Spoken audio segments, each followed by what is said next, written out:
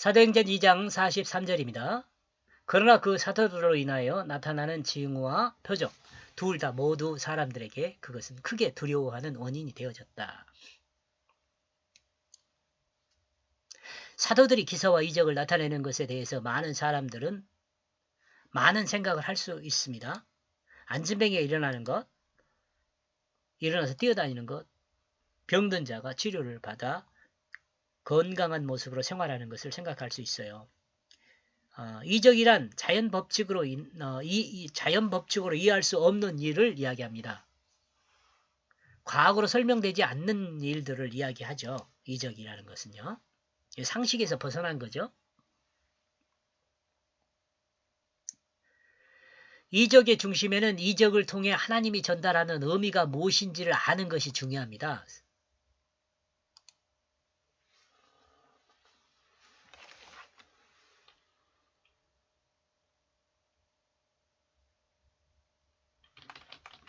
성경 이적의 중심은 그 이적을 통해 하나님이 전달하는 의미가 무엇인지를 아는 것이 더 중요하다는 거죠.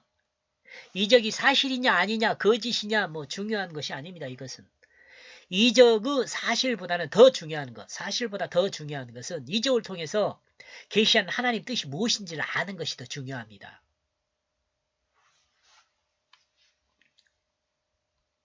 이적은 하나님의 뜻을 계시하기 위해 논리의 비약과 같이 사용된 것입니다. 논리에서 비약과 같이 사용되는 거죠.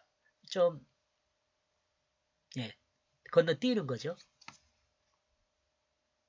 이적 중에 이적은 예수 그리스도 부활인데 설명할 수 없잖아요. 이것은 구약에서 노아 홍수를 통해 예표되었습니다. 그리고 출애굽기 홍해를 건너는 것을 통해 또한 강조되어 예표되었습니다. 이게 노아 홍수와 홍해 이것이 저 신약에서는 뭘로 정리되냐면 물세례라는 걸로 정리가 돼요.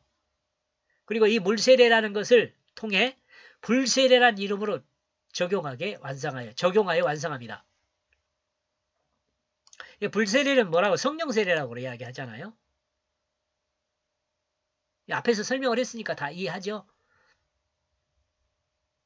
하나님은 예수 그리스도 부활로 하나님의 교회로 이스라엘 하나님 말씀의 다스림을 받는 자 별로 이거 뭐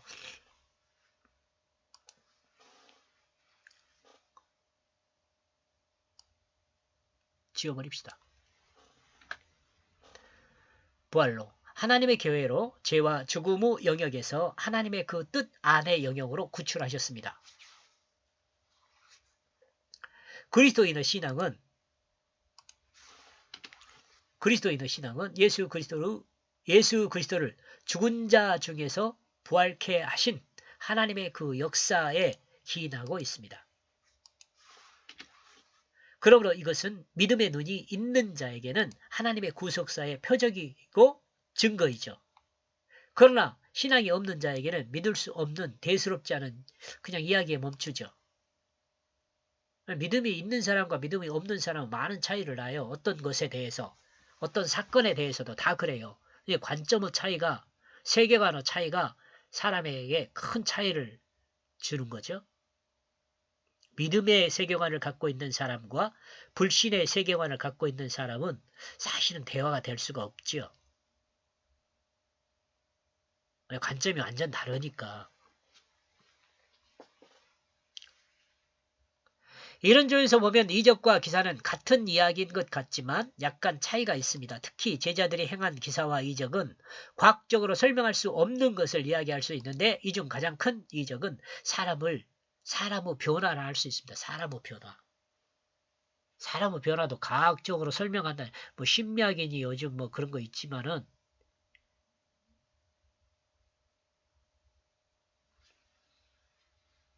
우리나라 속담에 3살 버릇 8까지 간다는 말이 있죠. 그리고 미국 사람들이 말하기를 교육은 유치원에서 다 끝난다고 말을 합니다. 이는 곧 사람을 변화시키는 것은 참으로 어렵다는 것을 단적으로 표현해주는 말이라고 할 수 있습니다.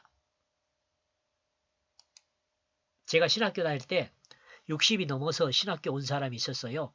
교수님이 그런 이야기를 해요. 50이 넘어서는 신학해도 크게 뭐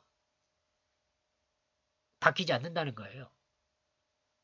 사람이 바뀌려면은 그만큼의 시간이 있어야 하는데 50이 넘어서 신학을 오면은 이 100세나 돼서야 이 사람 마음이 바뀔 건데 그 100세 넘어서 성도들을 가르칠 수 있겠냐 이런 의미로 교수님이 그 말씀하시더라고요. 그만큼 사람이 바뀌기가 힘들다는 거예요. 세상에 가장 두려운 사람은 어떤 사람입니까?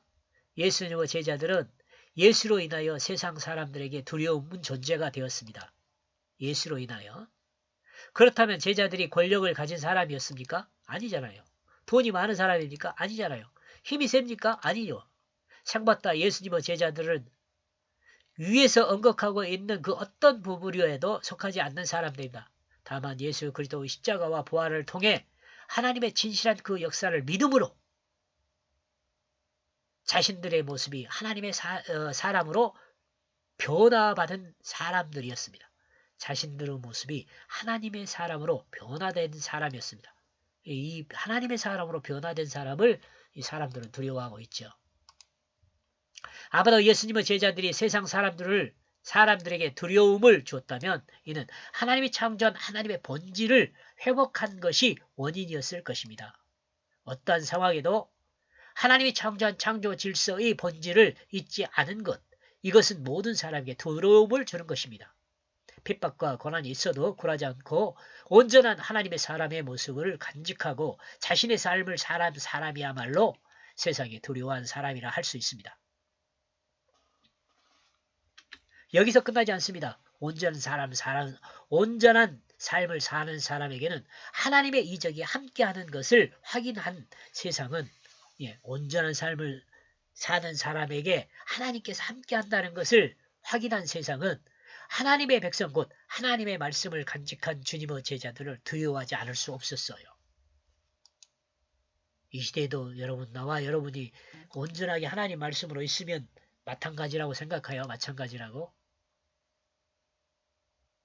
유대인들에 의해서 십자가에 못 박힌 예수 그리스도를 믿음으로 변화받을 수 없는 사람이 온전한 하나님의 사람으로 변화되는 것은 그 어떤 과거 법칙으로도 설명할 수 없습니다. 그러므로 이건 이적 중에 이적이죠. 사람이 마음을 바꾸는 것은 불가능한데 만약 마음이 바꾸어 믿음의 사람이 된다는 것은 기적이라고 말할 수밖에 없습니다. 또한 도저히 바꿀 수 없는 죄인이며 죽을 수밖에 없는 사람이 예수 그리스도를 구주로 영접하고 구원받는 하나님의 백성으로 새롭게 태어난다는 것은 이적 중에 가장 큰 이적이죠.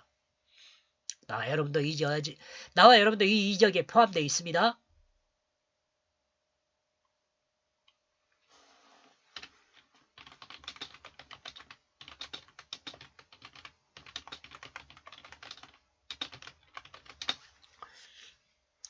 세상의 참 사람은 이와 같은 주님의 제자들을 보고 두려워하며 이와 같은 사람을 존경하게 되는 것입니다. 과거엔 하나님 말씀이 이 땅에 충만하게 보급되지 않았습니다. 못했죠. 그러나 지금은 모든 가정에 하나님 말씀이 성경에 없는 집이 없을 정도죠. 아마 없을 것 같아요. 성경 거의 다 있을 것 같아요. 심지어는 한두 권도 아니고 많이 있는 사람도 있죠. 저희 집만 해도 제가 목사이기 때문에 그런지는 몰라도 성경은 좀 제법 있어요. 또 제가 보는 성경이 여러 가지 종류이기 때문에 또 몇 권이 있죠. 예수를 믿지 않는 사람들도 성경을 읽고 또한 성경을 간직한 사람이 많습니다. 그러나 이것은 하나님을 아는 지식이 세상에 충만하다고 말할 수는 없어요. 이것으로. 하나님 말씀인 성경은 분명 세상에 가득하다 하겠습니다. 그러나 하나님 말씀을 지키며 하나님의 말씀을 따라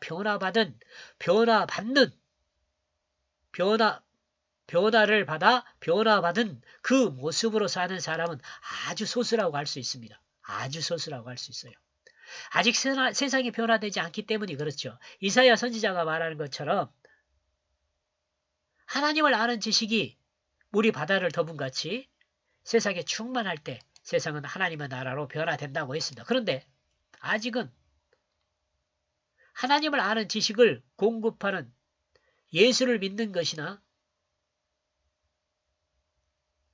성경을 하나님 약속의 그 말씀으로 믿는 사람이 작습니다. 없습니다. 없다시피 해요. 이는 하나님의 말씀인 성경을 사실의 구속의 역사라는 그것으로 믿음으로 받아들이지 않기 때문에 그렇습니다. 그러므로 이 땅이 영원한 그 하나님 나라가 이 땅이 영원한 그 하나님 나라가 완성의 길로 들어서지 못하고 있죠. 영원한 하나님 나라로 새롭게 되지 못하고 있습니다. 여기까지 보겠습니다. 고맙습니다.